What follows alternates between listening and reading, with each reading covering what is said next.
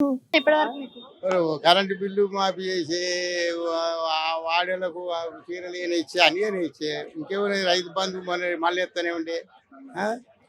మంచిగానే ఉన్నది. కేసీఆర్ ఎందుకు బయటికి వస్తలేడు అంటారు? ఇక దాని సంగతి మనకే వెనక మనకు అంత అనుభవం లేదు మనకి మాట్లాడాలి కదా అపోజిషన్ లో ఉన్నప్పుడు.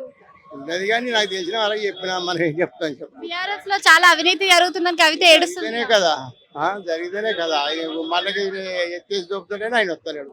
కవిత సీఎం అవుతుంది అంటావా మళ్ళా?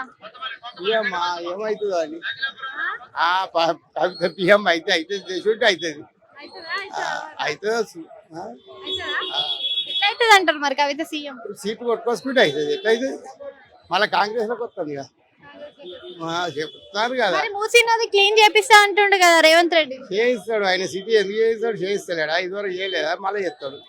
ఫ్యూచర్ సిటీ అవుతుంది అంటారా మరి డెవలప్మెంట్ అంతా కూడా? అయితే చేస్తాడు. ఇంకో 3 ఏళ్ళ టైం ఉన్నది కదా 3 ఏళ్ళ టైం ఉన్నది కదా చేస్తాడు.